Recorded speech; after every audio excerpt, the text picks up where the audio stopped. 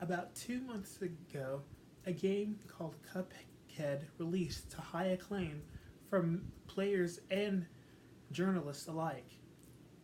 And an interesting thing about the game where it's about the game where its aesthetics, which took heavy inspiration from old cartoons, specifically ones from Fleischer Studios. Fleischer Studios was one of the oldest animation studios in history, founded by brothers Max and Dave. And although not as famous as Disney was or is, they are still highly renowned, known for several techniques and characters that are widely loved to this day. Some of those characters include Coco the Clown, Bimbo the Dog, their adaptation of Popeye and Superman, and Betty Boop, their most famous cartoon character.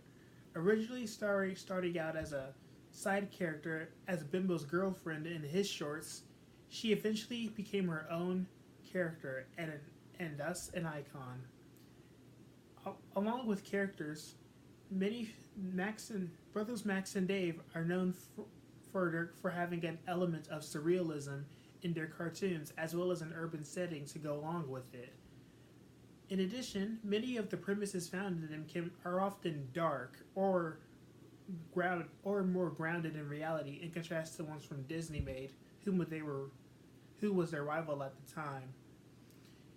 In it, another another thing they're famous for is the rotoscoping technique, which is the process of tracing footage from real life and from films and using it in animation. It is a technique that is commonly used by many animators to this day. Other techniques include the bouncing ball technique, and many, as well as their cartoons having a sort of rubbery movement to them, which is referred to as rubber hose animation. Many of these things can be found in the game Cuphead. Most notable, one example being the premise.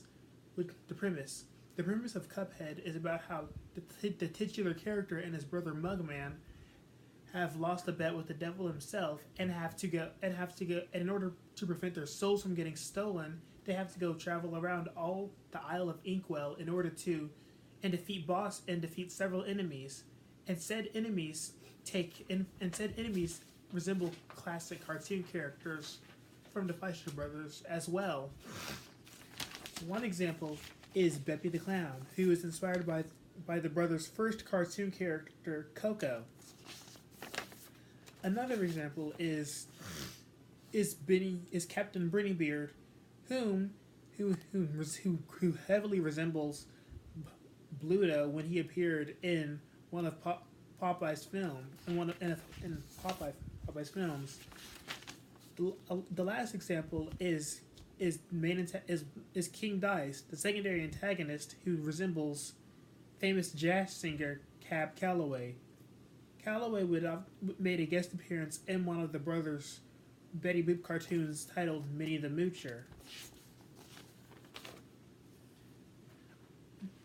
The impact that the brothers have had on media is a large and vast, to say the least. Is a vast one, to say the least. Despite not be, and despite not having it as much success as Disney did.